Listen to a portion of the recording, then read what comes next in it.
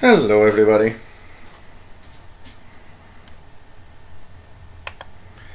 And here we are with another live show. Checking out if everything is all right.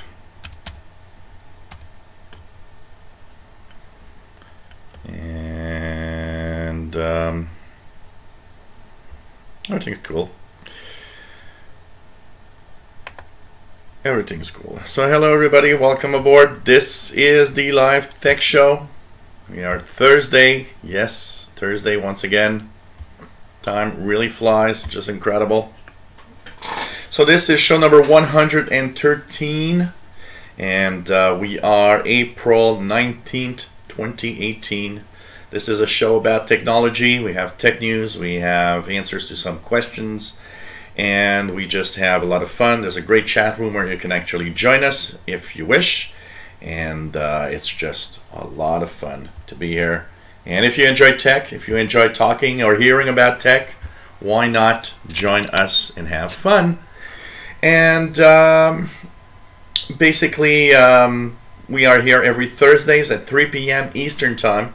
That's 1900 hours UTC, and we of course have a roughly 90-minute show where we actually talk about technology. So hello everybody, nice to have you on board. In the chat room, Tim Robinson, hello there, nice to have you here. Domen Valentinuzzi, hello there. I will answer questions after the tech news, so keep your questions for a little later, please. Sean Robinson, hello there. Omer F 2018, nice to have you here. Abhishek Sarkar, nice to have you here. Cycler 39, I'm having a great day. Yes, I'm having a nice week actually this week. It's the opposite of last week, which was a crappy week. This week is a good week. Christine Bowman, hello there. Bobby Burgess, David Walker, Patrick Manny, Douglas Elliott, Green 9227, and Zach Antle. Anybody I've missed, say hi please. I want to make sure that I have not missed anyone, and it's nice to be here. Pretty cool to be here, all of you. Eva Madeline, nice to have you here. Pretty cool. And thank you, Bobby, for sharing the email for the questions that you can also send by email. Hello, Miss Lady Catherine. Nice to have you on board. And no problem, Miss Lady Catherine. Always nice to have stalkers. Devil's Drill, hello there. Nice to have you here. Kirk Weber, hey, nice to have you on board. So, thanks everybody for the nice comments and the nice congratulations messages of all kind for my my new milestone on the channel with 40,000 subscribers and pretty much 16 million views. It's kind of pretty cool. And I want to thank also someone, well, I won't mention the name, but for a very generous donation yesterday with a little message saying, well, congrats on the 40K. And I'm like, wow, okay, well, thank you very much. It's much appreciated. So, you know, it's we're moving along. And flavored water. And basically, it's moving along much faster now. So, for example, I reached 40,000 subs about a week and a half, 2 weeks ago, a week and a half. And I mean, by the end of the month, I'll probably be already at 41,000. It's really moving fast. I've been looking at the statistics, and I've been having 2,000, around 2,000 to 2,500 new subscribers every month lately.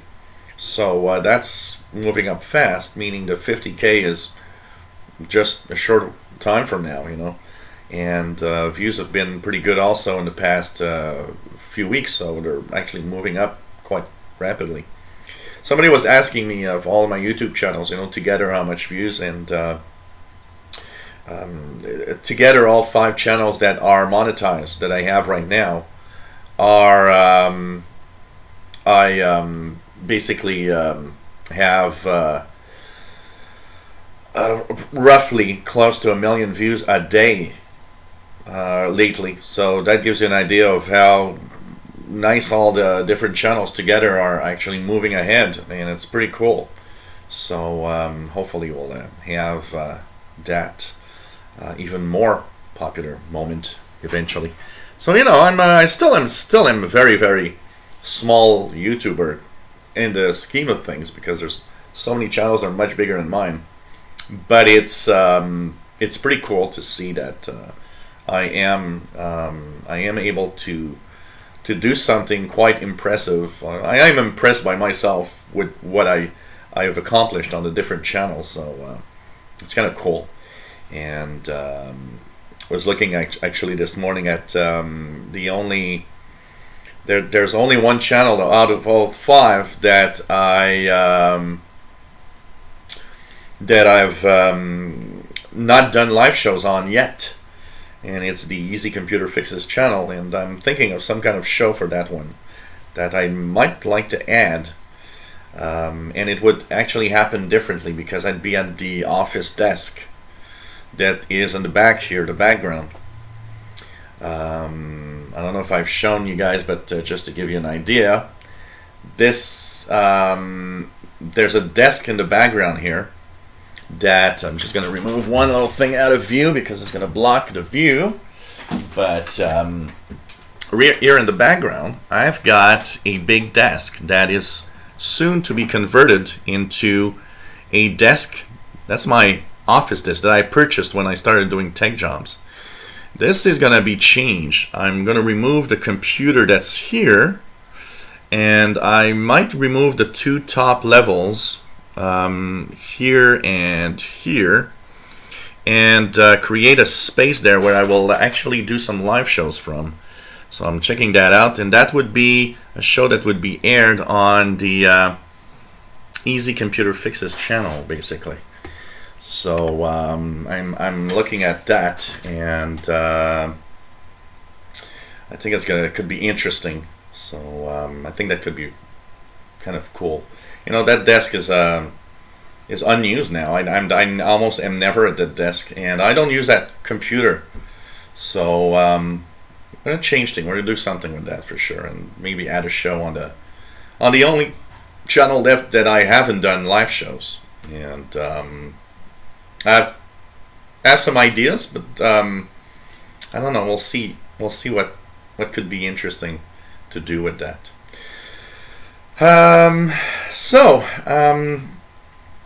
Yeah, you know, I sometimes, because YouTube tells me regularly, you know, we want to initialize a super chat, and I don't know, not yet.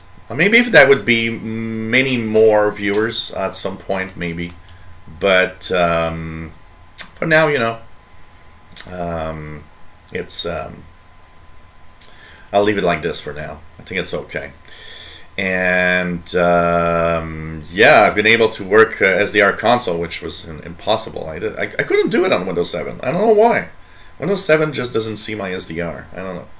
So anyways, you know, I'll keep you guys up to date with all of that information. Weather-wise, we are finally getting some nice temperatures starting this weekend, and all of next week. We're going to have temperatures between 15 and 20 Celsius with sunshine.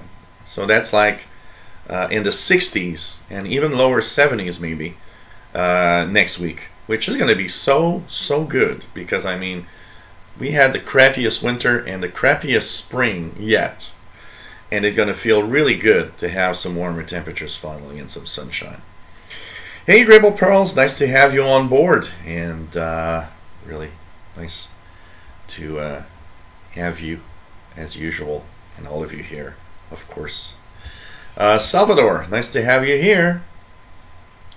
Nice to have you here. So, apart from that, let's move on to the slides here a little bit. Of course, donations, we were talking about that. If you wish to give me a little donation, paypal.me/shortwave, patreon.com/radioandcomputers. PayPal is probably my preferred method. You can donate whatever amount. You know, any amount helps. Don't worry about, you know, the amount. I often get people saying, well, I'm so sorry, I'm just giving this or that. Don't, never be sorry. You know, you already, by giving a donation, you are better than 90% of all the viewers that never give a penny.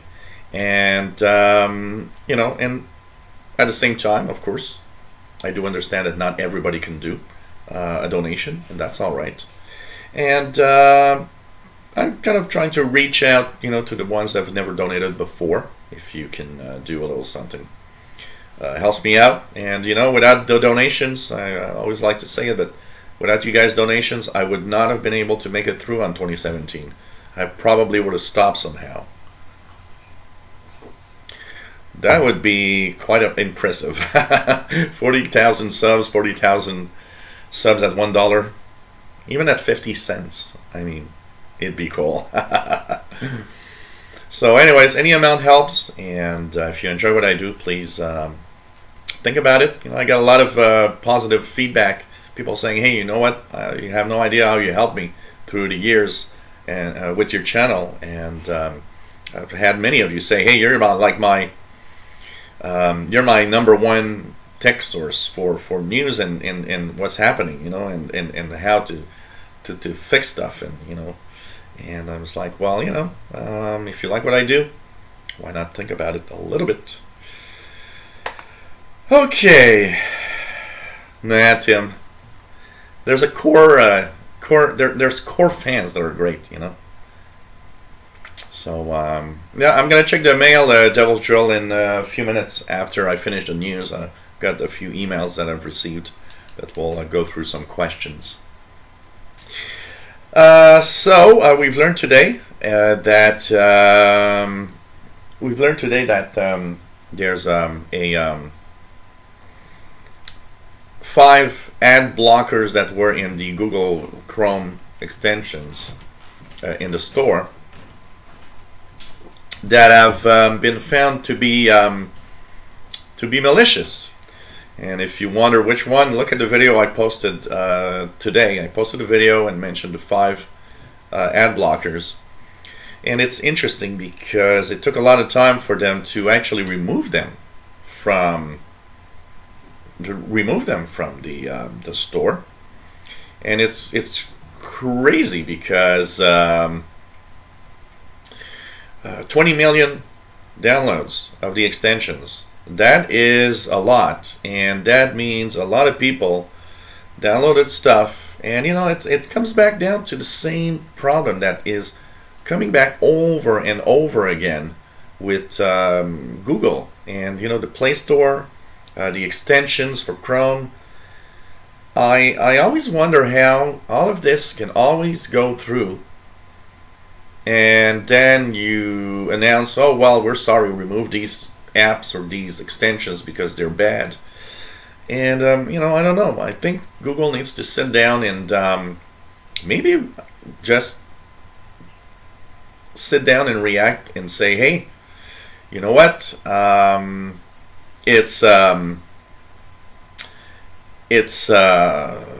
we need to have a new way or a different way of checking the apps and the extensions. I can tell you that.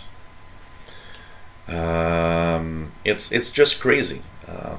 They need to have somehow a new way of doing things. Hey Albert Zappa, nice to have you here. Thanks for the nice comments. So I don't know, if you're wondering if you have anything else than the standard, you know, most people use the standard like AdBlock Plus or stuff like that. If you have anything that's something else, look at my video and look at the 5 extensions that I've talked about. And you know, as I was saying on the video, and I always like to kind of talk about it, you know, don't forget guys, if you're using an ad blocker, ad blockers are a little bit of the enemy of you know, the free internet we have. You got to remember that if you use an ad block, and you know, I totally understand when I don't use an ad block. The only reason I use one is to make sure I don't view the ads on my own videos, because sometimes I want to check stuff, and you know, I can't view my own ads because I'll be in trouble. So I use it for that. But honestly, it's something that you know, you always got to think about. If you're blocking ads, you're blocking a source of revenue for many creators. Never forget that. If you use an ad block, and God knows on some websites I understand why, just make sure that you whitelist the ones you love. I think that's the minimum to do. It's fine to use an ad block if you want, but don't forget to whitelist. Make sure that the ads for the websites or the YouTube channels that you love go through, so that, you know, revenue is there for people that make great content. You know, I ask for donations, but I got to say one thing. One of the things is that, you know, what you're getting here is free because somebody's paying for it, and it's, you know, ads. Ads are giving me a source of revenue on YouTube, and so if you know, really enjoy what I do, well, another way of doing this is just making sure that the ads continue on the websites and the YouTube channels that you love. Okay, wow, this is a story that is just crazy. So the April, so okay, first of all, the name, we now know that they're dropping the name of Spring Creators Update. And you know, internally, I read one article on a Windows dedicated website, where there was a lot of tension apparently inside Microsoft. A lot of people said, no, you're not going to call that Spring Creators Update, please. So even internally, there was a lot of tensions with the name. And basically, internally, they finally did something, and they are changing the name, which apparently, and that was seen by The Walking Cat, which is a Twitter user that has a lot of little inside scoops from Microsoft, and he's kind of stumbled across some documentations that seem to propose the April 2018 update has the name now. Tim and Flynn, nice to have you on board. Tim and Flynn. And yes, I do prefer the new name also. And you know, it's refreshing to have a name that reflects the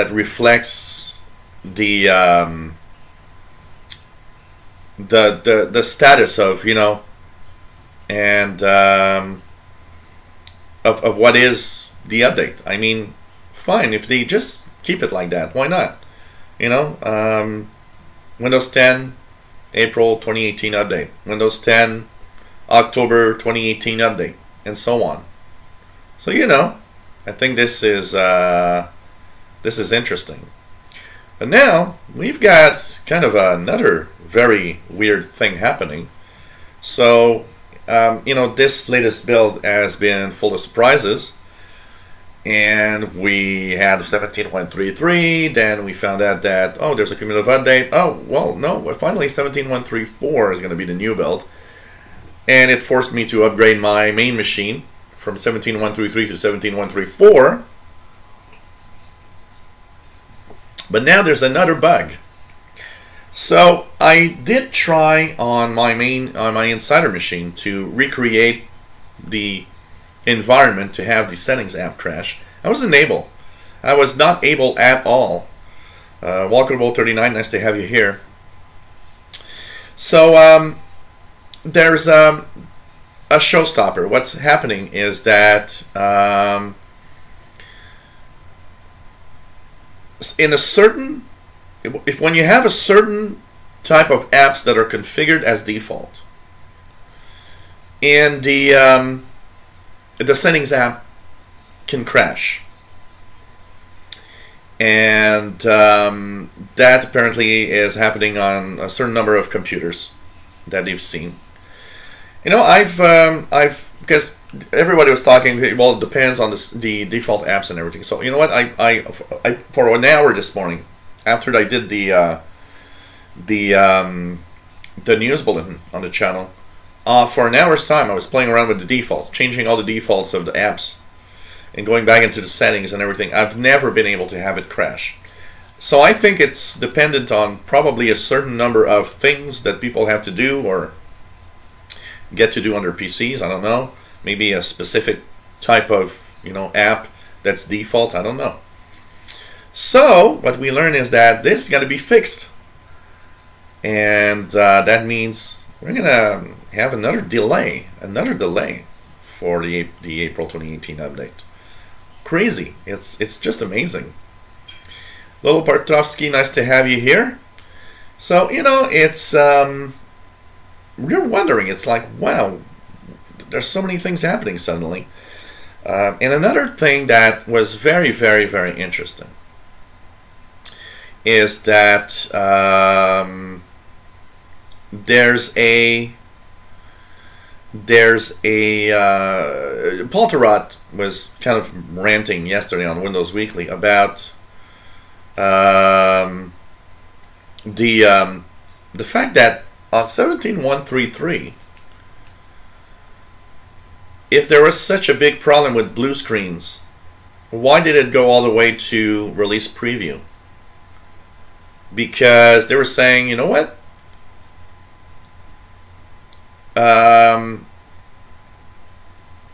You made me laugh here, Tim Robinson, because I looked really, really quickly and I saw, hey, my butt is singing. And I said, oh no, stinging. Oh, God. Vera Kelly, too, nice to have you here. So,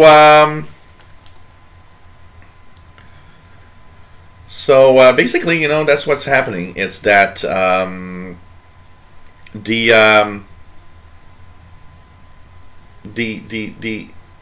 fact that they had to go all the way through release preview and started saying, hey, you know you're gonna you know you can you know, you went all the way there to finally release a new build. You know, it's like, what the hell? It's just weird what's happening anyways. And you know, so it just adds to the mysteriousness of this build, which is the most bizarre release of a Windows 10 version ever. And once again, yesterday, you know, we were talking about that. I ranted about this. Polterod ranted about it yesterday. Why isn't Microsoft just more open? You know, there's no. But there was an interesting aspect in the discussion, though, because, you know, why doesn't Microsoft just go up and say, hey, you know, we have a blue screen bug. That's why we're gonna wait. We're gonna wait, you know, to release it, and we're gonna fix that. But then I think it was Leo Laporte that said, well, you know, for the regular folks, all they're gonna remember is, oh, there's a problem in that build or that version. And I thought, oh, well, you know, that's not a bad. That's not a. Yeah, that is. Yeah, you might be right with that. Maybe that's why Microsoft doesn't want to talk about the negative stuff, because that's what people remember, even though it's fixed. So we're going to have a cumulative update to fix the settings. We will not have another build. I would not think we'll have another build. We will have simply a cumulative update for this one. It's not a showstopper. It's not like a blue screen. You know, a blue screen is kind of not cool because it prevents you to do everything. But you know, a settings crash because of some app thingy, well, you know, they could issue a cumulative update to fix that, and I think that's what we're going to have. I don't think they're going to issue another build, fast ring build, but they will. We will surely get a fast ring cumulative update to test it out before they actually release it. So it's, you know, giving another little delay to the spring or the April 2018 update. As for the rest, well, you know, we're moving on. Last week we had a skip ahead build just after I finished my live Windows Insider show, which is kind of funny. And so we'll see. You know, we still have what, 11 days for the end of April. So we'll see what's going to happen. As for the rest, well, you know, it's not pushing. Somebody asked me, it was yesterday, I think, or the day before. Somebody asked me, do you think that's gonna push the October-November update? And it's not, because the way things are working on Microsoft, we're already on Redstone 5 with the skip aheads. So this is affecting this. This is affecting this April update, but it's not pushing the next updates further away. They are still for technically September, end of September, for Insider's October release. That hasn't changed and hasn't moved, and it's unaffected by what's happening here. The window will just be a little shorter. That's it. And because they are really dead serious in maintaining that perfect, you know, thing of updating at these periods of times. So we'll see what's going to happen, and it's going to be interesting to check it out. So yeah, we have build coming up. Also, yeah, absolutely, that's going to be an interesting thing to look at. Build is always kind of interesting. So, anyways, weird moments in Windows 10. Android. We've got some numbers for Android, which is kind of interesting. So, Android market share have shown up, and of course, we, if you looked at my video, I posted a little video about it. The Android Oreo version 8, 8.1 is now roughly, you know, 4 to 5%. So it's slowly gaining momentum.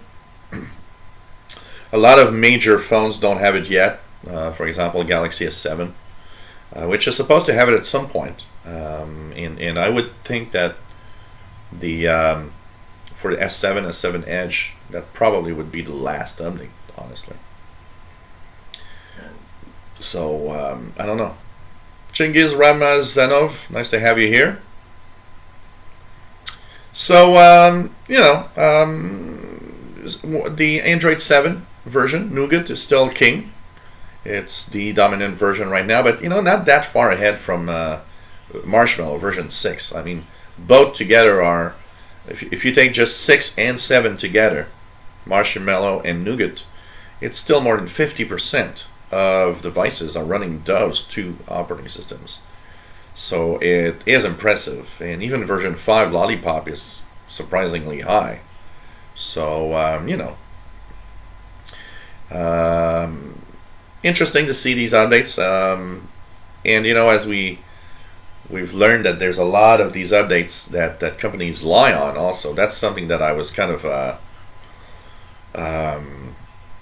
crazy, but some companies lie about the updates that you have on your Android phone, which is kind of crazy. ZTE is one of them.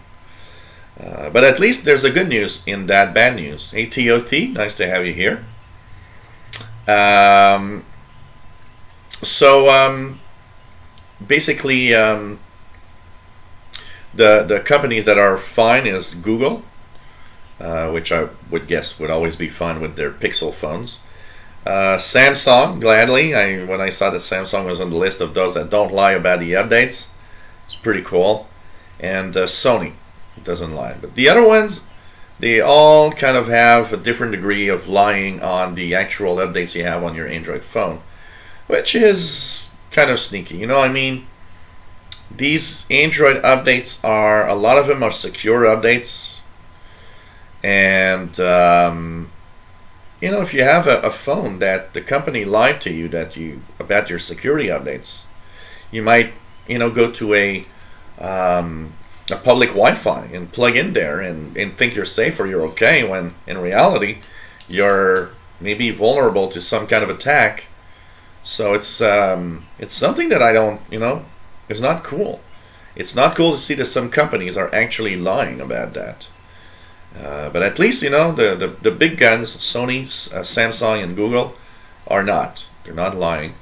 And like I said, ZTE is like the worst. And the other companies are in the middle. You know, there's some lie more than others. So it really depends. Now that's an interesting thing that we've learned this week. So Microsoft has talked about Azure Sphere. So, you know, we all start with Microsoft for a while. Talked about Windows 10 on IoT. Windows 10, a specialized version of Windows 10 that works for Internet of Things devices of all sorts. But they had a presentation in which they talked about Azure Sphere, and the shocker of that is when they said it's something that will be based on Linux. And the first thing I thought was, whoa, okay, for a while you've been pushing Windows 10 IoT, now you're like, well, Linux, we'll use Linux.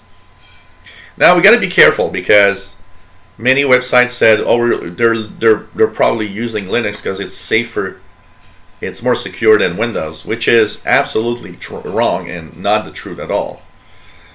But it is a decision that I think, and you know, where I saw the reason why, because there was a very nice explanation on the, I think it was The Verge that had the explanation. Internet of Things devices are ruled by Linux right now. If you look at the different versions running Internet of Things devices, for example, even the Invoke speaker that has Cortana, the Invoke speaker is using a Linux variant with Cortana in it. It's not a Windows thing. So when you look at the stats of Internet of Things devices, all these little gadgets that people can buy, the majority, more than 50%, and even more than 60% use a Linux variant, which makes it kind of a good you know, a good idea. You're like, well, you know, yeah, you're staying on that platform also because that's what dominates the IoT sphere, basically. So Azure Sphere, and it's a mix, by the way, of things. It's a mix. Azure Sphere is not just an operating system. It's a mix of device, OS, and functionalities of the cloud that these devices will have. And the reason they're bringing that up is to have the most secure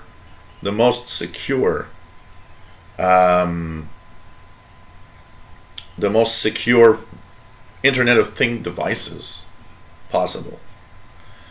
So kind of interesting. It's going to be kind of cool to see this and see what's going to happen. But it did surprise a lot of people, and there's a lot of websites and a lot of news outlets gave wrong information about why they were moving to that. So it's just crazy. Spying on the internet, of course, there was a very interesting article that is very, very interesting. And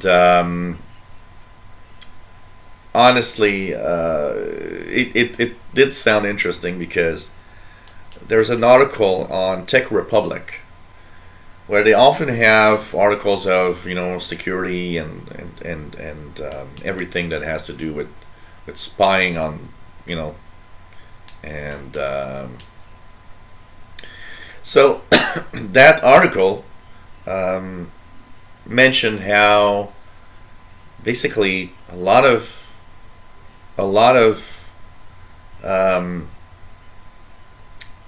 the spying that's going on, when we look at it, because, you know, for the past few years, what we've been talking about mostly is the NSA spying on us, governments are spying on us, and so on. But what we see lately is the biggest dangers are not even coming from the government. The biggest dangers right now are coming from private enterprise that, you know, like Facebook, that are actually spying on us much more than the governments. And it was kind of an interesting aspect of this, because it's like, oh, okay, kind of interesting when you think about it. And I'm sure our governments are doing a very nice job at spying on us, but one example that I didn't add here, but have you guys seen the Chinese guy that actually was arrested in a stadium of 60,000 people because a face recognition software recognized him in the crowd, and the cops went to arrest him? I was like, whoa, okay. So that guy apparently was very surprised to see the cops arrive and arrest him in that stadium. But, you know, that it's funny because there are two sides to all of this. You know, when I look at that, if you did something bad, if you're a bad guy, yeah, of course I find it okay that, you know, there was face recognition and that they've been able to arrest a bad guy by using that technology. The problem that I have there is because it's too easy to use in a bad way. The example of China again. We know that human rights in China are not all they could be. Maybe they could use that because they know you're, you know, because you're against what an idea of the government. So, you know, it's just crazy. It's just crazy. And I'm saying China, but you know what? Even here, Canada, United States, we never know. You know, when sometimes you have these ideas of, you know, that are different, that are not necessarily bad, but that are against some standard rules, you know? It's technology that's kind of nice, but it's technology that's kind of complicated. So anyways, you know, all has to do with that spying going on, basically. How about that Apple? Yeah, that memo that they actually sent to employees that was leaked, saying that employees should not leak information. I mean, that looked like a scare tactic right up front. Sending a memo saying, hey, you know what? In the last year, we caught, you know, 29 employees that leaked information, and 12 of them were arrested. So, you know, that's what you're going to have if you leak details of what we're doing here at Apple, you know. And it's funny that it was leaked. It was actually leaked in a way that a lot of people were saying, you know what, they probably intentionally leaked it to give it more impression, you know, giving the employees a real, you know, we're going to arrest you if you talk about our secrets. That's kind of interesting. Somebody the other day was telling me, why do some employees leak information of the companies they work for. And you know what? It has different purpose. A lot of the leakers at these big companies are often there not because they think that the world should know about different little things that are happening within the companies that they are in. That it's not secret information, and it should be available to everyone for information. It's interesting, you know, and I don't know. What's the, you know, how I find it a little sad that you have to send a memo to everybody and try to scare them off like that. I don't know. You know, it's Apple's way of doing things, and I don't know. Kind of a weird thing. A very interesting article this week. There was, and you know, you gotta. It's very difficult to answer that question. So the article was mentioning how, basically, a lot of the ransomware.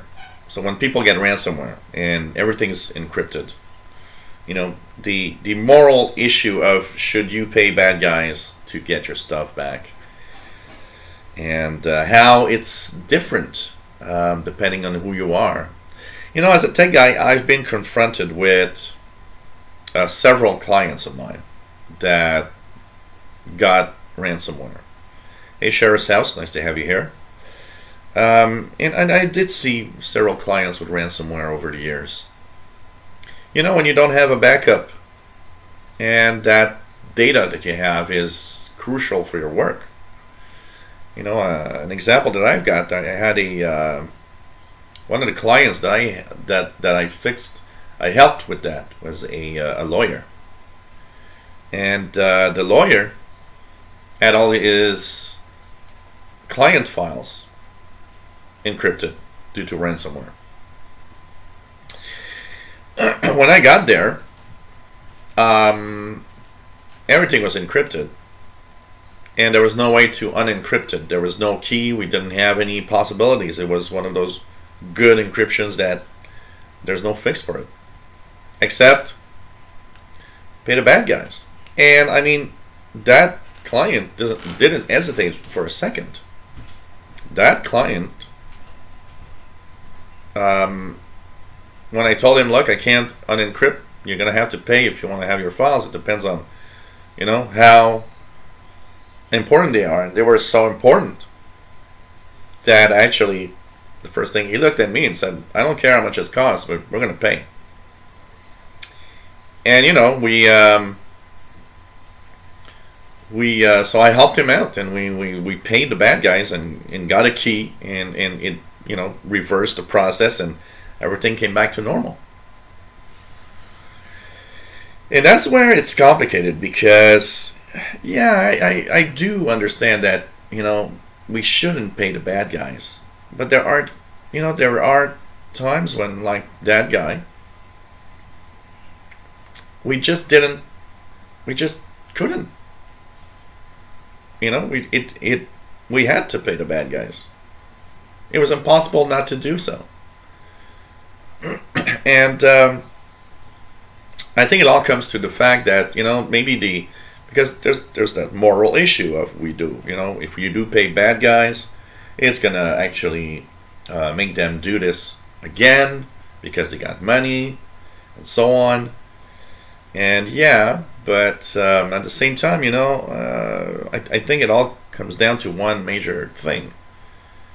If you don't have a backup, if you don't have these files somewhere else, especially when they're extremely important, you know, don't think that you know, you're the problem. Yeah, these bad guys are a nuisance, and these bad guys are really shouldn't exist, and you know. But if you don't have a backup, I'm more in the on the side of, well, it's your fault. You didn't have a backup of your important stuff. I'm sorry, but you're paying bad guys because it's your fault.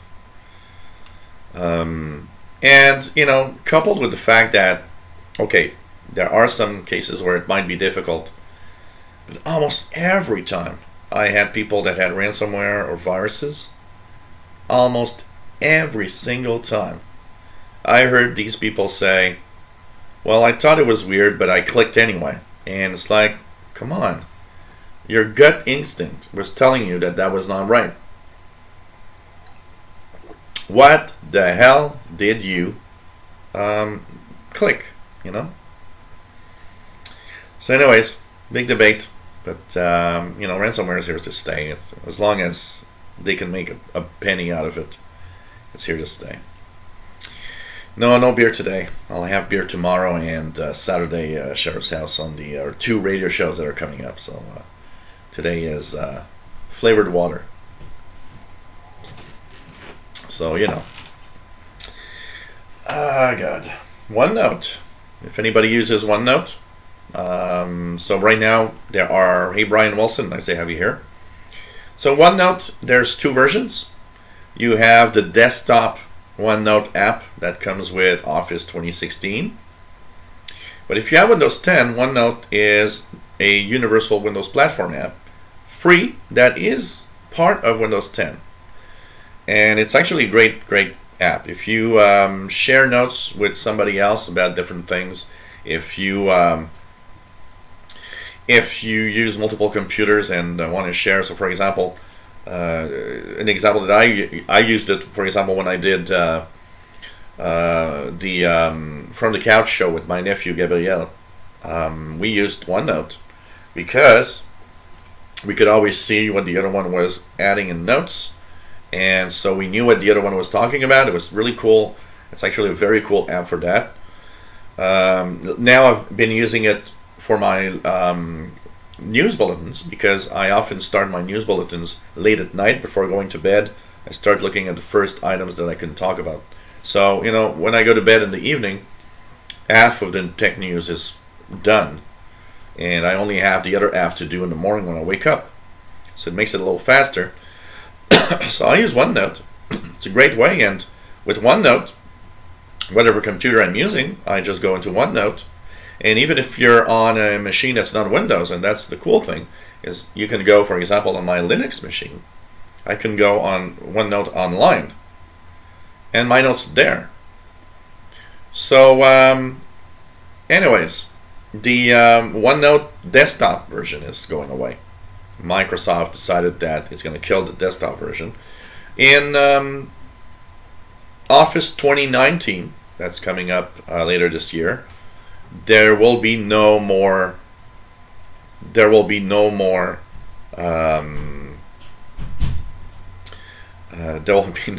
apps, desktop apps, but OneNote is not going away.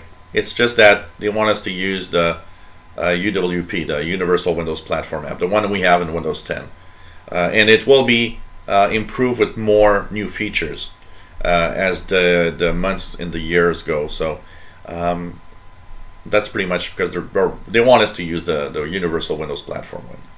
Hey, Charlie 1900, nice to have you here. So kind of interesting. Do a live show from the bar. I'd like that, actually. If I could find a place that's quiet enough, I would actually like to do a live show at the bar. I think that would be nice. But I like OneNote. It's one of those apps that I find works great, and especially for sharing. Really nice. Hey, WannaCry, you guys remember that? It's roughly a year ago that WannaCry was making the world go crazy. And there's an interesting report that came out this week. So, you know, when you have these companies that typically get kind of, you know, bitten by ransomware like that, you get to a point where you're like, you know, okay, well, I guess these companies learned their lesson and things are going to get better. And no, apparently a year later, the resource, all the victims, all the companies that were bitten by this, resource hasn't changed. They have not increased on security. Even worse, there are some companies that just continue doing the same old thing. And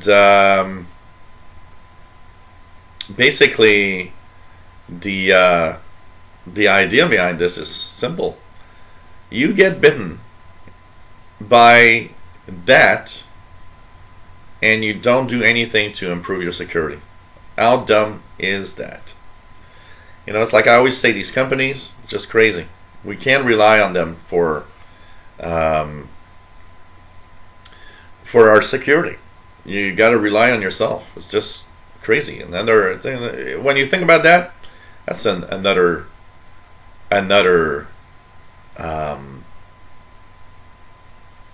just, you know, another WannaCry to be eventually. Again, crazy. Hey, you're at show number 113, Tech Show. And so hello everybody. We're going to check the mail for some of the questions that might have arrived. So here we go.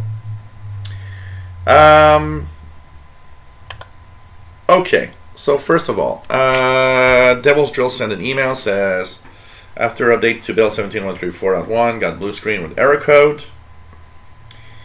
And fingerprint scanner isn't working. Okay. And I can't find webcam driver for my machine, an official HP webpage. So how do I get driver? It's kind of weird that the drivers haven't downloaded by themselves, but the drivers should be available on your on the HP webpage. Every device on a machine is as its driver. Sometimes it might not, and that's maybe one thing that you got to check out. Sometimes it's not written as, for example, webcam driver. Sometimes it might just say feature, you know, like feature bundle or whatever, that in reality installs tons of little things. The fact that you don't find your webcam driver and your fingerprint scanner isn't working gives me an idea that they must have a bundle that you click on it, and when it installs, all of that will start working together. I'm pretty sure it's just that you've not gone to the right place or the perfect place to find all of that. HP NV 17 N104 TX. I'm pretty sure you have the stuff there. You need to find it correctly. I think you didn't go to the correct page, because it should be there. All of these machines have that. All of these machines have that usually. The other thing that I'm wondering here, because there's a few things. Are your USB ports working? Just out of curiosity. They're working well? Because it's kind of interesting to see that you've got these problems with that. As for the blue screen, one of the things that cameras are attached. There's something weird on your machine. You upgraded or for 2.17.134. Maybe also that's another thing. You know, remember, it's still an insider build for now. I think first of all, make sure that you use the feedback hub and send the feedback to Microsoft about it. Make sure that you send to Microsoft the feedback hub message. Let them know that you have that problem, just out of curiosity, so that they know that. But there must be something there. Yeah, but I would be surprised there's no official driver that HP has on its website. Go to the support site. You've gone to the support site, right, for HP. You go on the HP page, you click support, and you find your exact model, not just by the number you gave me here, by the way, but there's a tag. HP computers have a tag number. That tag number is somewhere on your PC. There's a sticker. Buy the tag number. Because one thing that a lot of people don't know is that on every version of a laptop or a desktop or a Pavilion PC, whatever, the number, that model number, is for a specific line of laptop. Within the line of laptop, HP is good at having variants of the same number, the same model number, but it will have variants of hardware in it. So you need to find it with the tag number. You must have a tag number on your attached on your HP machine. Gilles Garcia, nice to have you here. Enoch Nevdal, nice to have you on board. So Dean Encoded, nice to have you here. So but the settings default thing will be a cumulative update, that's for sure. That's not going to be a new okay, well, make sure that you check it out well in the HP website, because in the support page of the HP website, I'm sure you have what you need. I'll be very surprised there's nothing there. Another thing that you can try is right click on the start button, go into device manager, and all the devices that are missing, what you could do is try to right click on it and click the update driver to see if it can find a driver that it will download and update and install on your machine automatically. That I would try also, but there's definitely something weird here. Lilo Bartowski says, I had a crash, so I had to reinstall Windows 10 inside of previous 17.643. After that, sets disappeared, cannot find them in the system. What should I do? That is weird. Sets should be there, as it's there for everybody. Okay. Kind of weird. I don't know what's happening. Go to the HP support website and check it out very carefully, honestly. We've got a message from Tommy. Tommy says, first of all, to answer Bobby Burgess' question from last week, where Bobby was asking if the surgery, if you recovered from a surgery. Well, Tommy wanted to answer to Bobby, yes, and at the moment it's healed completely and closed up finally. So he says he's got one more doctor visit next month, and thank you for asking. So here we go. Also, we have, he tells me congratulations on the 40,000 subscribers and everything, and he says to thank you for all that I do. Thank you very much, Tommy. Very nice. You're talking about the computer that you were mentioning last week, about the fact that it says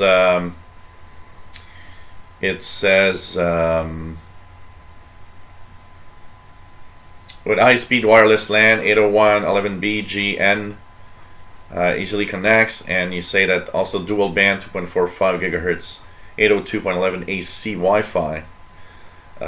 So you're wondering why they separated this. You know, they often do this. I've seen that quite a few times on specs on some of the machines. They sometimes separate. They want to tell you, you've got B, G, and compatibility, and AC, because a lot of people don't make the link.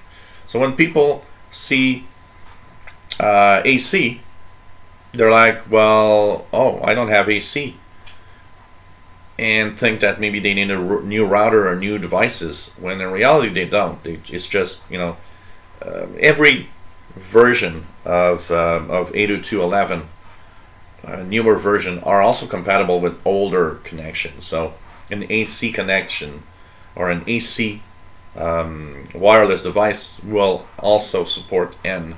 They just want to show you that it connects with all of that. through 2.4 gigahertz, and of course AC on 5 gigahertz for sure. Also, you've got a question about, you know, having the 5 gigahertz of AC. You know, you might not have a router that is AC yet, and that is one of the things that you might not be using it. So you're talking about different devices, including your phone. I'm pretty sure your phone must be an AC, and a lot of devices are AC and we don't even know it. Sometimes we don't think, but if your router's just an N router, a regular older N router, well, it's very simple. There's, you know, nothing, you won't be using that 5 gigahertz for now. But it's always good to have the latest, because at some point that router is going to be upgraded, or you'll go somewhere where maybe they have AC capabilities, and it's nice to have that because it's much faster, and the 5 gigahertz is also less congestion than 2.4, so it usually gives you a better signal, well, often gives you a better signal and better speeds. So you probably have a card that will have all of that together. And you're asking Samsung Galaxy S7 active. You can actually install an app like Wi-Fi. There's an app that is a Wi-Fi analyzer on Android. If you go to the Google Play Store, they have a thing called Wi-Fi analyzer. And it's very simple if you want to know if you have 5 gigahertz. When you install that app, you have on, I believe it's on the left side, switch from 2.4 and 5 gigahertz. Simply switch from one to the other. If you don't have 5, it's going to tell you your device is not compatible. If it works, if you go on 5 and it actually lets you go there, it means you have 5, and maybe you'll see some wireless networks around you on the 5 gigahertz. I don't see a lot here, but there are some people on 5. But to use it at home, you'll have to have the newest technology. Because to use that, your router needs to be compatible with that also. So that's pretty much what I got to say here on that. And Miss Lady Catherine, every time I do updates, my computer comes back on from restart and it just stay on the welcome page. Any idea? I do force shut down my computer. What do you mean by the welcome page? Because usually what happens is that you can have your, are you talking about the lock screen page? What you can do is, maybe you're just seeing the lock screen page. Then normally if you click on it, or you can move it, or you can slide it up and get into your computer usually. I think it's because, from what I understand, Miss Lady Catherine, is that you are, when you actually install an update, and here's probably the difference.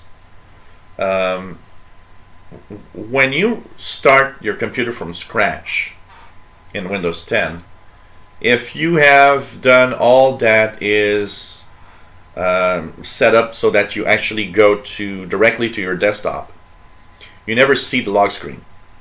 It logs you in automatically. But when you restart your computer, which is what happens when you actually install a update, you actually go to the log screen. It doesn't log in automatically. There's a setting in Windows 10, and I have a video on my channel about it. Maybe it's time I would maybe refresh that video. There's a setting in Windows that you can tell it when you restart, go to the desktop, don't display the log page or the log screen. But when you're at the log screen, there's a way of logging in. You just have to click or maybe move it up, or look at the log screen. There's a way to log in from there. You'll get inside your PC again. It's not frozen or anything. It's just that because you restarted, it brought you to the log screen. This is something that honestly is a little annoying, I gotta say, for Windows 10. You know, when you ask it to go to the desktop directly, it should do it everywhere. Unfortunately, it doesn't when you restart. And I see it here. There's one of the machines I rarely use here. And sometimes I turn it on for something, and I forget to shut it down. And next time I want to use it, and that computer actually logs in automatically. But when I forget to shut it down, at some point I want to use it, I'm like, oh, it's in sleep mode. So I just press the power to come back, and instead of going to the desktop, it brings me to the log screen, where it asks me for a password, the password for the account on that machine. So it's not a bug. It's just that because you restart, it's going to the log screen. You know what? I'll post a video. I'll try to post it maybe tonight. It's an easy little thing to do because I don't remember the exact place to go. But when you come back from when you restart, to prevent your computer from going to the log screen and go directly to the desktop. That's pretty sure, from what you're explaining it, I'm pretty sure that's what's happening. You have a restart, so you're going to the log screen instead, which is a normal way of the Windows 10 to work, honestly. And by the way, Tommy, everybody's saying hello, and nice to see that you're okay, Tommy. Gripple Pearls and Tim Robinson and everybody is saying hi. Hey, Andre Arias, nice to have you here. Nice to have you here. And yeah, that's it. Because when you do a restart, because when you have an update, it does a restart. So that's why you're getting into that screen.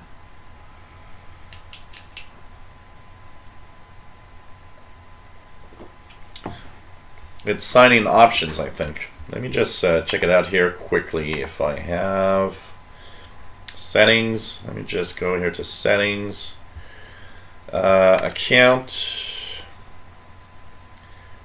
sign-in options, and okay. You know what? You're gonna try Miss Lady Catherine. You will go to your settings. So on the bottom right, you'll click the notifications. You'll go into all settings, or you can type settings in the Cortana search box. In the settings, you'll go into accounts. And in accounts, you'll go into sign-in options. At the top, it says require sign-in. Put that at never. It's probably when PC wakes up from sleep or something like that written there. Click there and choose never, so that it actually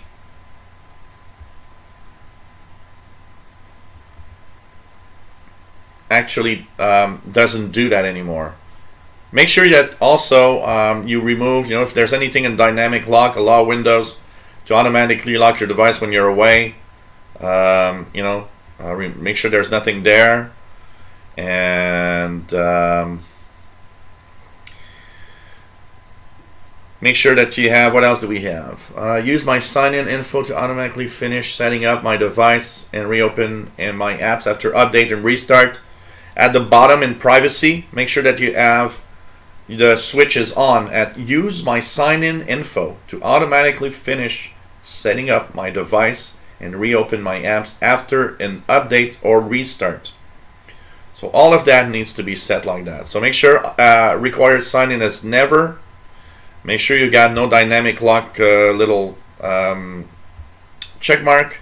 And at the bottom in privacy, make sure that it's on for use my sign-in info to automatically finish setting up my device and reopen my apps after an update or restart. That will stop you from seeing the that screen. It should be fixed from that moment. So should be okay. From there it should be okay.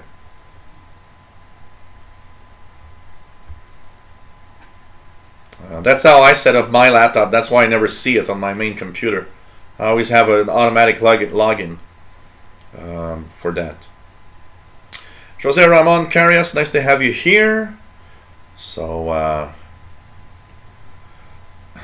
Patrick Manny says he gives his computer the finger to log in. And also we have email from that one. We'll talk maybe more into the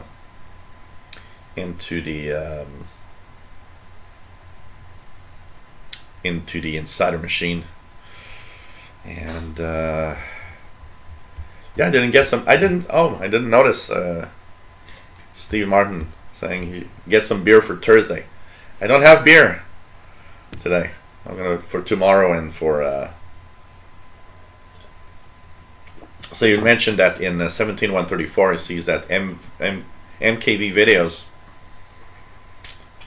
in the thumbnail you don't see nothing. And that's possible. It happened in the past that there were some thumbnails that had nothing to view. We'll see if we can do something about that. I've installed the notifications for Donna now.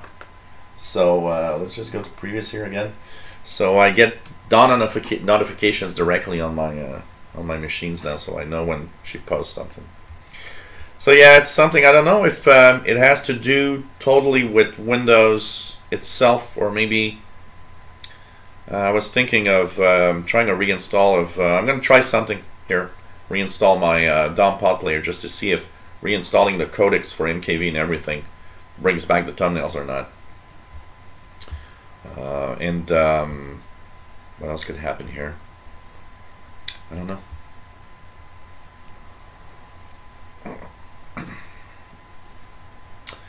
Green 927, have you ever used a picture password that was introduced Windows 8 and still Windows 10? I've never used that. I use a PIN.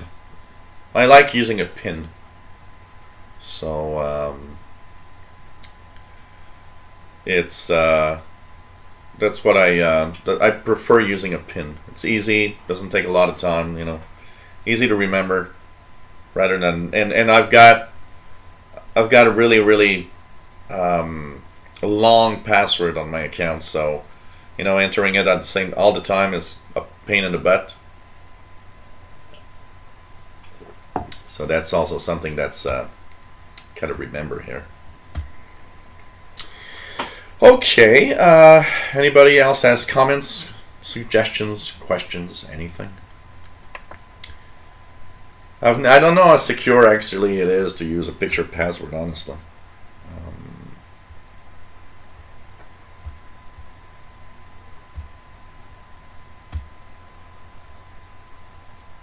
It's you know, there's a lot of I was looking at the sorry, here I was looking at email. I was looking at the security features around, you know, logging in with you know, Windows Hello and with fingerprint scanners and so on. You know, a lot of them have pretty much a way to circumvent that, you know, and it's easy to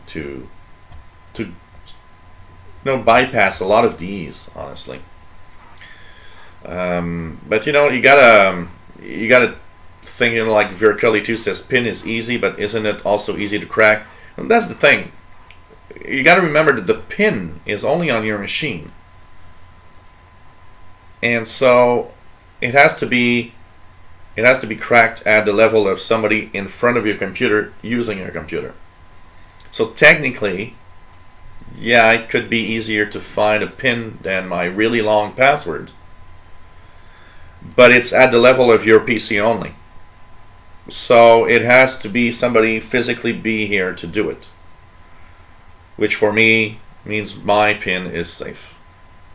And of all the people that are going to be here, I have absolutely no one that is, well, okay, one person maybe, but 99% of people that come here are zero tech. So basically, they won't even know where to start to try to find my PIN or something. So, and I believe the computer, I've not tried that. when you enter your PIN wrong too many times, does it do something? I haven't never tried that. I need to try it out. I wonder if you try like 20 times. Well, at some point it's going to say, hey, you need to log in with your password or something else just to be safe. I don't know. I've never tried it. But, the safety comes with the fact that where you are. If I'd be in an environment of tech guys, I would probably have kept logging in with my password, which is extremely long. It's a 16-character password. That is, a mishmash of letters and punctuation and stuff. So, Tim says Microsoft should buy a brewery and get some. Yeah, we will have the Windows hail. Skype hail. So, yeah, Windows Hello facial recognition is nice. But, they've shown how it can be circumvented. It can be bypassed, So, crazy. Patrick says Windows Hello said goodbye when it's on my face. So, and there are different levels of fingerprint scanners, by the way. That's also something that you got to say. There are fingerprint scanners that are more secure than others. And it's difficult. It's very difficult, to, honestly, you need to work hard. And, and that's why it's, also you got to remember that it's safe because you need physical access to the computer. So in an environment like me, that I almost never have people here, there's no danger in, I'm okay with a PIN. And much easier for me to enter my, I got a 6-digit PIN. And it's just easier to log in every day, no doubt that the cat can hack the PIN. Oh, man. That would be interesting. That would be interesting. Oh, really, Douglas? If you do it too many times, you get to have a text or call with a code? I've never tried it. I don't know why I've never tried it. Because sometimes, it happens if I go too quickly and the PIN is wrong. But for some reason, it never came to me that, oh, maybe I should try this a lot of times, So it's kind of interesting. Oh, I hear something here, and I see a little paw under the door, guys. There's a little cat that wants to say hello, I think. And here it is. So, Mr. Cat, want to say hi to everybody? Come over. I know everybody wants to see you. Eh? Come on, Mr. Cat. Come here. Show your face. Everybody wants to see you at least once in a show. Want to come here? Come. He's looking at me like, why? Come on. Here we go. I'm going to pick him up. Here we go. There he goes. Mr. Cat is here. Saying hello to everybody. Here we go. This is Mr. Cat. Mr. Cat saying hello. And just a great little kitty, Mr. Paul. So put the camera back up here to just leave his little face, like a little sluggishness on the camera. I don't like it. So anyways, Paul the Cat saying hello. And yeah. I've never used Google Duo personally. Yeah, I know, Kirk, but it's kind of difficult, and almost nobody wants to participate. That's the biggest problem with Skype calls, and I need to have a better setup for that, especially here. I really need a better setup in order for this to happen. So, hey, you're watching show number 113. Don't forget, guys, that at 5 p.m., in a little more than 30 minutes, we'll have our Windows Insider show. So Kenley says woof woof, Paul. There you go. And so, nice little cat. We're in love right now. Yeah, Microsoft Teams is kind of interesting. Absolutely. Job at Microsoft is going great. I've actually been promoted, but I don't know, because they're pushing, they're giving me tremendous pressure right now, and where it could end actually is because of that. They want me to be, full time. They're giving me pressure for full time, and I don't want to at all. And I realize, half of the people watching are probably going to say, that guy is nuts not accepting a full-time job. But at the same time, I've invested so much work and so much time on YouTube that I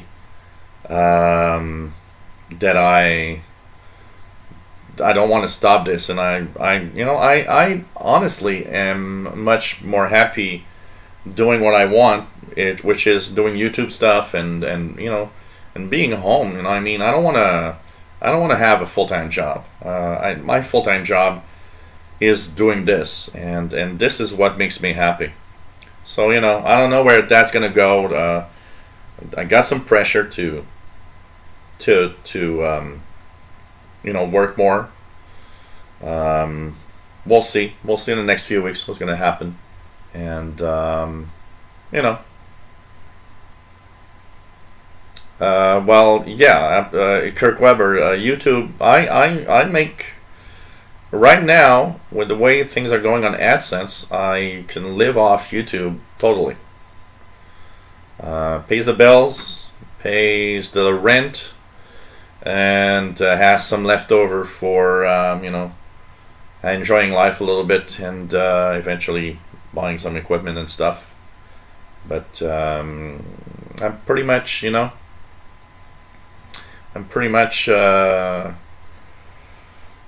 YouTube is monetization is good enough for now. So and it's just that I worked for companies for what? I worked for companies for about 12 years. 12 years of my life. And for 12 years of my life, I didn't really enjoy working for companies. Last job that I had, I was the boss. I had great pay. I was treated very well, but I wasn't happy. And that's what pushed me to go into my tech job and have my own little company, which I did for 18 years, or 17 years, starting around 1999. And that was my main job until I started doing YouTube and slowly growing YouTube. And I'm 7 years. I was looking at the first videos ever that I posted. It's 7 years now that I've been doing YouTube stuff. Time flies. It's just crazy. And basically, now it's YouTube full time. It's pretty much my, my Insider channel has almost 5,000 subscribers right now, which is not bad at all for a channel that is very specialized for Insider stuff. So and what makes me happy is doing this, honestly. There's happiness. We gotta, I get that all the time, and I do absolutely find that it's true. There's a coolness. There's something cool about being a YouTuber. It's like, well, you are living your life as a YouTuber. It is kind of cool when you think about it, And I don't want to stop this. I've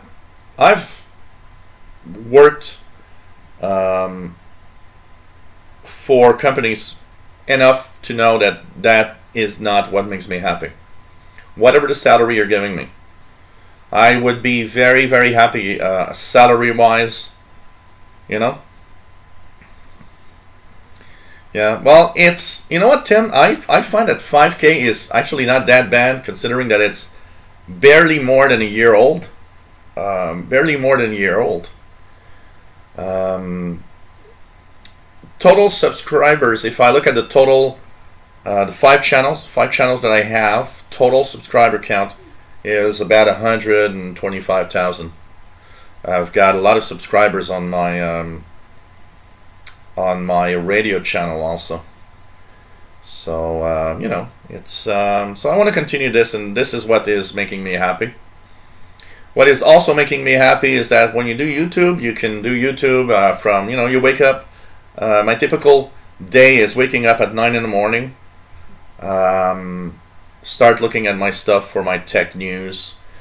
And, you know, if I want, I can post the tech news bulletin and say, hey, what the hell, I'm going to go eat some pizza at the restaurant next door. Then I'm going to come back in the afternoon, do some more videos. And, you know, I can do whatever I want during the day. The only obligation I've got is to do, you know, I do have an obligation of doing a minimum amount of videos. But this is, you know, this is my life now. And I intend to keep it like that. So what I've been doing is trying to find ways of doing the job at Microsoft, and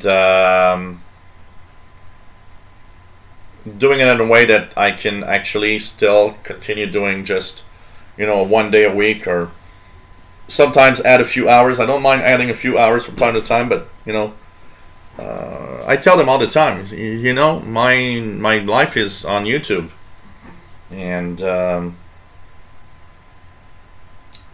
if you ask the big boss, they kind of tell you, you know, they kind of look at you weird, kind of telling you, you know what, I've never heard of anybody saying no to a fantastic job at a big company like Microsoft. And yeah, I totally understand, but I'm not there. I'm not in the same world of these people. These people are in the world, you know, my boss is in the world of Microsoft is his life. It's not for me. I'm not, I could see that we're not in the same wavelength. We don't talk about this, you know, we don't talk about the same thing. We're not at the same place. And, you know, typically these guys are people that have never had, never been self-employed. They don't know what it is being self-employed. And it changes totally my, you know, it's changing totally my my take on what I want to do compared to these guys that worked all their lives.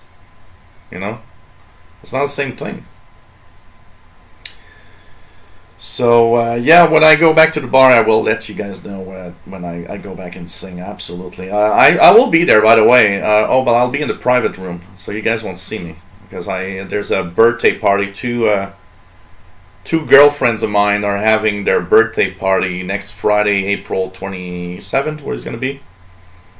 And I am going to be there. But what I'll do is I'll try to sing a song in the main room for you guys to see. Because I'll be in the private room for their birthdays. And that room is not on the internet. So we'll try to, you know. So, nope. I pretty much stopped doing tech duties, Kirk. I do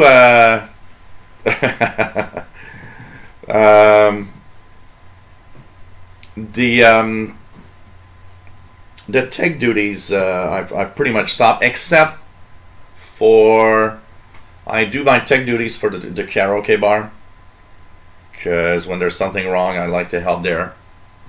And I do have tech duties for, I got three or four ladies. It's funny because I kept four, I think it was four old ladies, you know. I say old, but you know, I'm almost 50, so it's very relative. But I've got 4 ladies that that I've had for a long time that are great girls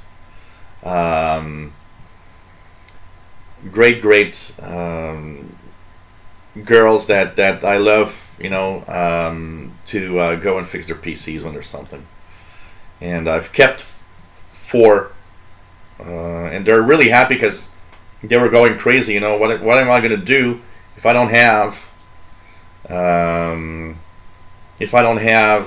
Gilles in my life? And so I told him, like, look, don't give me any. Yeah, it is totally relative, Grateful Pearls. You know, when you're 20, 50 years old, 50 is old. Now I'm getting to 50, it's like, well, no, it's not that old. I don't feel 50.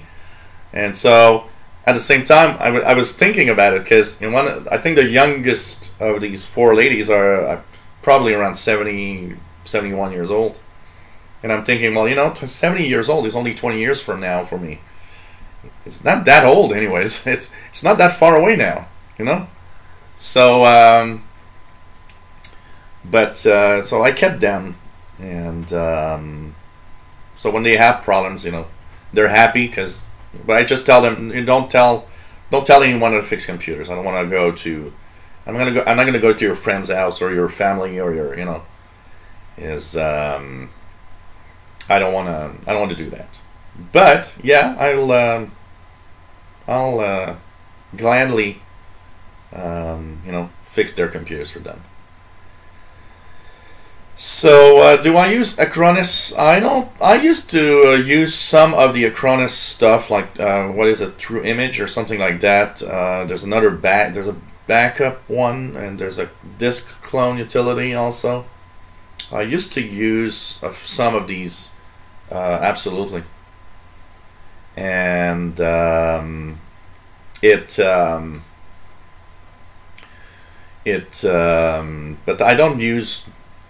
I almost don't use any of these software anymore. You know, I was more into these software when I was a tech guy, because I would use it to do all sorts of things depending on the things I had to do, but I don't really use much of these anymore. So, you know. Oh yeah, I saw your I forgot to answer your comment to Bobby. You talked about Ubuntu with 18.04 coming up. I used to have Ubuntu a while back, and I have not used Ubuntu in a long time. And one of the major reasons why is the main computer I use, that is a Linux, doesn't, on version 17 it doesn't work with Ubuntu. Ubuntu, I see the logo, it boots up and everything, but when I try to get into either the just boot up from the live disk or the live USB key, or when I try to install it, it actually fails. And it does the same on Linux Mint. So now I've been using Elementary OS as a Linux distro. Maybe I should try with 18, but I don't know, it doesn't work very well. And Brian says, I've ever used Advanced System Care from IOBIT. I don't use these software. Everything that's CCleaner, Advanced System Care, stuff like that, I do not believe in these software. And I never use these software. I've used CCleaner for specific tasks, like uninstalling core apps of Windows 10, for example, because that works. So the apps that you can't uninstall within Windows 10, you can using CCleaner. So I've used it for things like that sometimes. I've used it for you know, reviewing it or talking about it a little bit, but I don't use these software. I really don't use these software. No, I've not found a solution, Gripple Pearls, unfortunately, for your problem with that Google Play crashing thing. Unfortunately. Tim, you know what I'm going to do, Tim? I thought my Easy Computer Fixes channel is a very general channel. And I thought that instead of doing instead of going back to the Linux channel, I would use the Easy Computer Fixes channel to focus on all of that together. Meaning, if you look generally at my Easy Computer Fixes channel, you might notice that there are some Android videos, there's some Mac videos, and some Windows videos. So I thought, why not throw in Linux? It's going to be a general channel. That's it. It's going to be a general channel, and we're going to have Linux stuff. We're going to have different stuff there. I think all of that in that channel is perfect for that.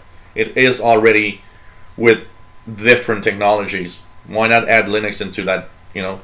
And at the same point, if I do the Linux videos and stuff, what I'll be able to do is, you know, I'll do playlists. So like that, people can be easily find, okay, I want to have the Linux videos, just look at the Linux playlist. And you have Mac videos, well, look at the Mac playlist. I'm about to do more Mac videos. I have one of my girlfriends we went to school together, known each other for a long time.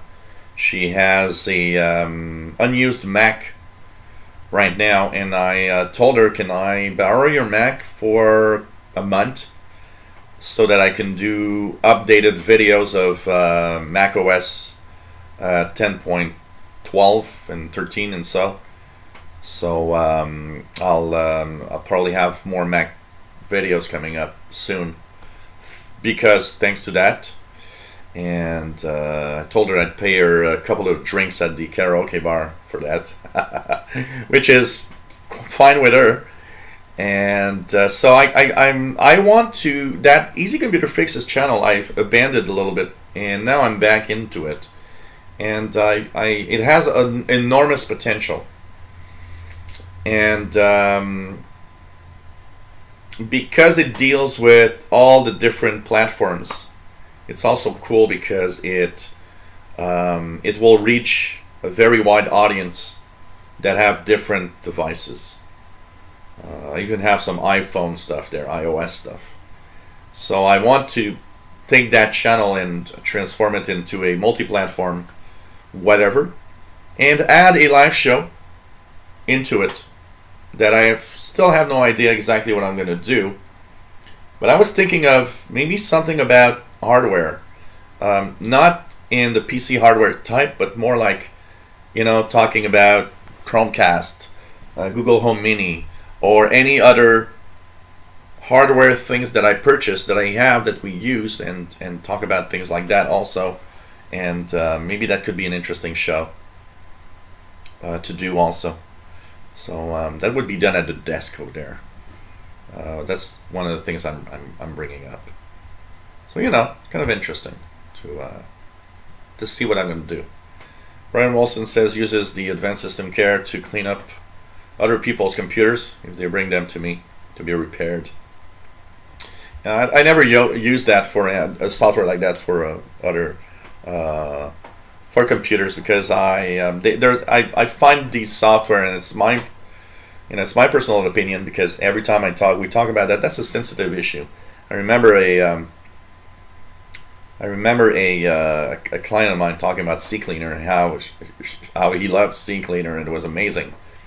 And you know, I remember saying, well, you know, I don't use that because I don't think it really helps, honestly. And he said, no, it does. Computer's faster. So, you know, I respect everybody that wants to use the software. I personally do not find them useful, and that's a very personal thing to me. And for me, a cleanup of a computer goes through a very simple task, reformatting and reinstalling from scratch, which is the best cleanup you can do on a PC. And you're sure that everything's all right. There's also the possibility, you know, it doesn't happen very often. There's always the possibility that it might break something. You never know. So, you know, all of that together. But, you know, if you like it, I won't say stop using it. I'll never say that, you know. It depends on everybody. I think everybody has its own thing. Cosmic Lettuce, hey there, says Jean are the same age, but I grew up. I want to have a YouTube channel just as great as his. Man, cheers, Cosmic Lettuce. I really need to get to your astronomy stuff. You're still going on at 0200 with the astronomy live show? I'll try to make it tonight. If you have it tonight, 0200, otherwise it's 10 p.m. So we'll try to have it tonight, if you still have that. I'm going to try to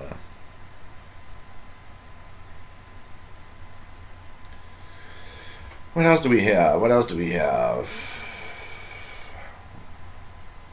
Michelle, what are your thoughts? State passing net neutrality laws going against FCC. I think that's a good thing.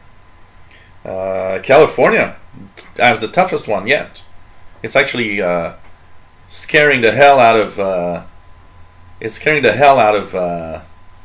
the internet service providers. So for sure. Yeah, we'll take a break now. You are totally right, Bobby. Time flies, eh? Okay, I'll try to be there tonight, Cosmic Lettuce. We'll try to be there on the live show. I want to see that for sure. So, take care, everybody. Hope you enjoyed the show. I'm taking a small break as we are only 15 minutes away. And if you guys want to continue, I'll head on to the Windows Insider channel. We'll have the Windows Insider Hour in 15 minutes time. So I think we're gonna have to do that. So take care, everybody, and hope you enjoyed the show today. We're here every Thursdays, 3 p.m. Eastern, 1900 UTC. Send your questions at helpwithyourcomputers@gmail.com, or just add them at the end of when I have my little tech news. Take care, everybody, and for those that are moving ahead, we'll see on the Insider Hour in 15 minutes time. Stay safe, all of you all, and see you very soon. Bye, everyone.